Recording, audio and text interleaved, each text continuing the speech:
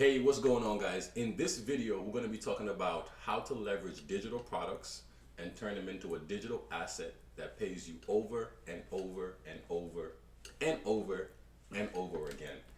And I'm really excited about that because if you're on social media or if you're on the internet, you're seeing digital products going crazy. So this is the video where we're going to break it down. We're going to share with you some secrets, some tips, and how you can start making money from digital products.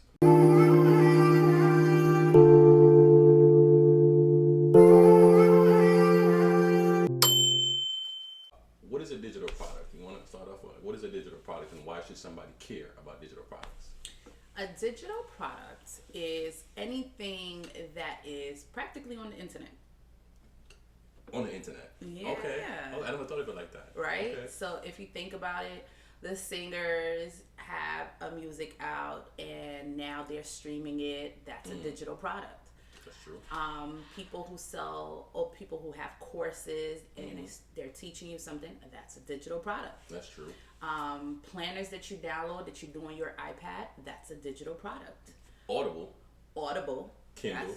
That's a digital product. Yeah. YouTube is a true. digital product. I never thought of it like that. Right? So Apps are digital products. So as for me, anything that's on the internet that people can listen to, can download, can read, that to me is a digital product. Yeah, I love the way you just explained that, and you said artists or musicians, they sell digital products. Correct. And we're in the era today where if you're a content creator, your content is a digital product. Yes. Right? Because your video is uploaded digitally to an app with an algorithm and it's distributed to the masses. And if you have the right things attached to that digital content, Correct. you can get paid. For sure. So in this video, we're going to share with you guys our 4-step method that we use, that we share with our clients. And one of our clients just used this method and they just doubled their income.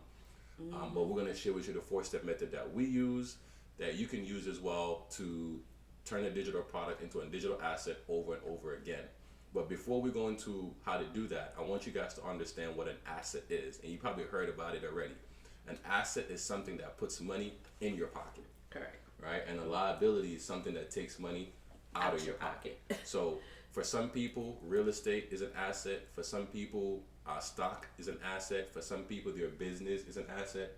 For some people, their car is an asset. Their car, Toro, right? Their apartment, Airbnb. Correct. Right? So we're going to show you guys how to turn a digital product that you buy one time and turn it into an asset.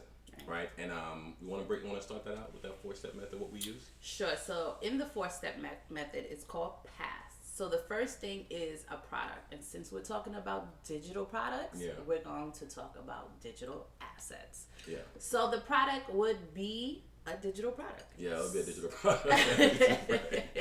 So super cliche. So right. So if we were talking about a specific digital product, let's talk about a planner. Yeah, let's talk about a planner. 2025 just started. Correct. And a lot of people want to get their finances in order, or a lot of people are starting the gym. So they need something to keep them on track, whether it's organize their money, organize their nutrition, organize their workout. Organize their time, right? So a planner is great at this time of the year. The challenge is you may not want to go make a planner from scratch. So what do? You go on the line, you get a digital planner that's already pre-made, which is called private label rights, right? And you take that planner that's already pre-made, you download it, you customize it, and you rebrand it as yours. But just by creating that planner, you now have a digital product. Right. And let's go back a little bit because private label rights, so there's different types of digital products that's out there. So if you're an individual who's like, I don't know how to do anything online. I really don't know how to create these things that I see. I love them, but I just don't know how to create them. Private label rights is PLR. So what happens is you can go into a whole bunch of different PLR websites and you can find a planner that they're already selling. What that means is that they already created the planner. They already adjusted the measurements. It is basically ready to be sold. All people simply have to do is download it. And so with that, you're able to take that PLR product, which is a planner, and then in turn sell it yourself.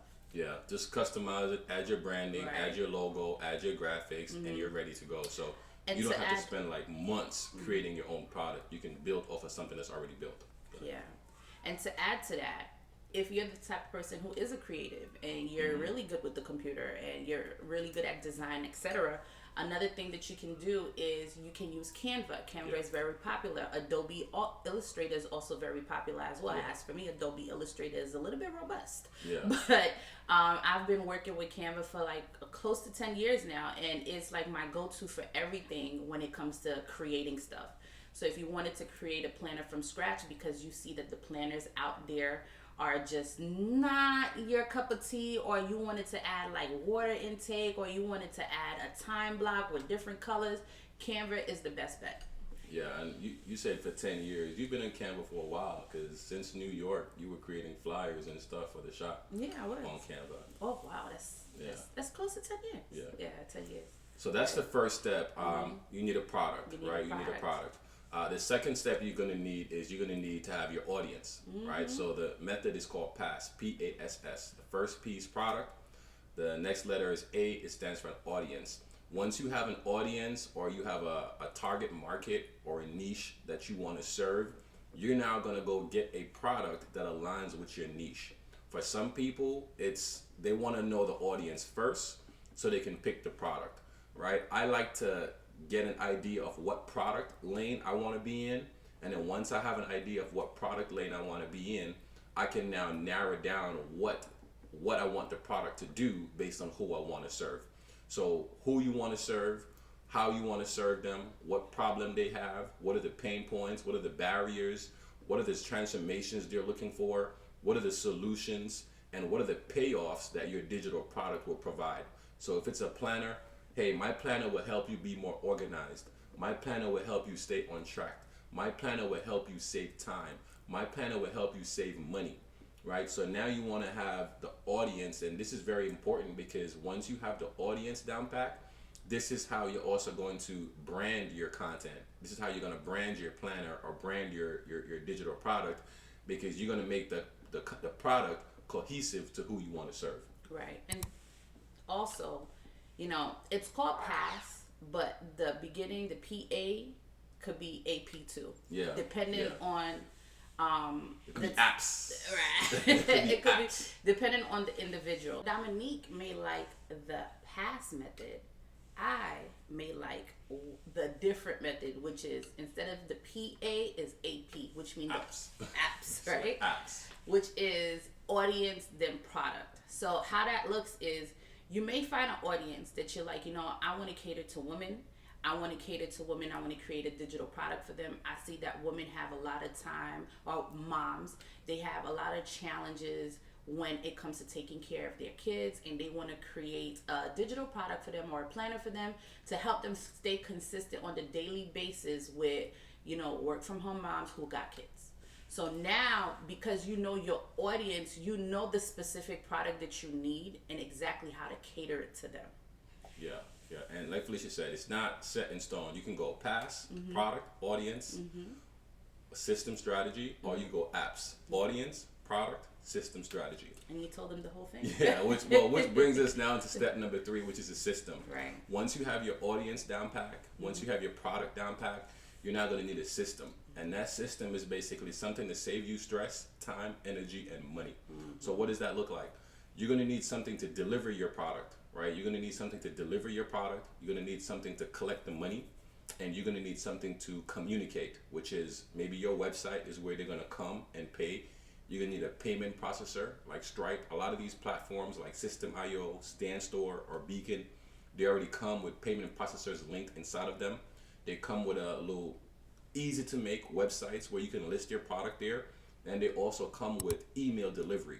So now you have a system to host your product, bring the people in, collect money, and then send the delivery or the fulfillment of the product out, right? So which is the system. Anything else you want to put on system? I pretty much think that's it. I'm going to speak to the beginners out there. Do not put so much effort into creating this remarkable website. I have seen plenty of businesses that have done the most simplest site, and are generating plenty of income from simplicity. Yeah. And just remember what Dominique said: systems save you stress, time, energy, and money. So just keep it simple. Yeah, kids, keep it super simple. Correct. Right, and the final step in the process is strategy. Strategy. So the strategy is how you're going to market. Okay. So a lot of people say sell. I like market because you can sell to somebody, but if you know how to master marketing, then it don't matter what it is that you're going to sell. You're just going to attract the right people who's going to constantly buy from you. Yeah. So when it comes to marketing, marketing is all about content creation. It's all about emails, the type of emails that you're sending out. It's about copy, which is how you're going to deliver your message to your audience so that they could be like, man, I need this. It's all about having a way for you to be in contact with your audience so that they can be able to buy something that they already need from you. Yeah, I love that you said that.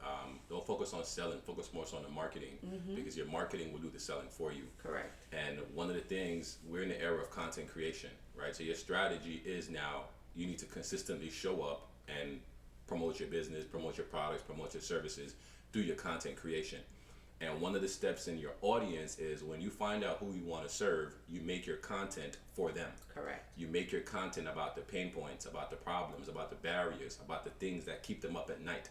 Don't make content about the product. Make content about the people and what they're looking for. And then as a solution, you connect your product. Oh, by the way, if you're dealing with schedule balance, or if you're dealing with staying on track, or if you're dealing with you're all over the place and you don't know how to keep a balanced life, hey, I have a planner that you should check out. It helps you 1, 2, 3. Correct. Right, so that's the system of strategy. And I'll put this thing out there. Another strategy that you can look at, because Felicia mentioned it, she said emails. One of the strategies that we use to sell our products is a formula, right? We focus on analytics, which is how many people come in through our leads, how many people buy our product, and we can gauge that number. So if you get 100 people to download your free guide, 10% of those people is going to buy your product, which means 10 sales. If only 1% buy, 1 sales. So if you get 100 people that download your free guide and 10% download it, well, 10 will buy. If 1% download it, only 1 will buy. But you can gauge from there, because now you could say, if I get 200 people to get my freebie, 2 of them will buy or 20 of them will buy. So that's a little something I want to throw out there. And it's also an adjustment too. Damo's the analytical one. He comes to me with the numbers. I mean, I know how to sell stuff. I know the systems of stuff. So it's also you gauging it, because you can have a 1% conversion, and if you have a 1% conversion over the course of 100 individuals, then you might need to adjust something that you have or that you're saying or how you're delivering your message so that the conversion metric goes up. And even if it's 100 people, where it was 1%, now it's 5, 10, 15, 20 people who's converting. Yeah. So it's just all about how you're delivering the message and who you're captivating. Yeah, there's also social selling, right, where you go on live streams and teaching something really short and then promoting your product. That's a huge thing right now, social selling. And if we had to say something, at least, us in January 2025, social selling is, it has been around. To me, social selling is like webinars. Yeah, like webinars, yeah. However, you're on TikTok Live, or you're in Instagram, Facebook Live, or YouTube stream, and you're just speaking specifically on that product over and over again. And what happens is when you social sell, it's like you're doing a mini webinar, or there's people who just simply do that webinar through social selling on those platforms. Yeah. So it's a huge way for you to generate income. It's also a huge way for you to build the know, like, trust factor. So because people will hear you, people will see the type of, interactions that you have with them, your verbiage and everything. So that's another way. That's the secret sauce, generating some income social in 2025. Guys, if you're getting some type of value from this video, remember to like this video, share it to somebody who you know and care about, and also smash that subscribe button.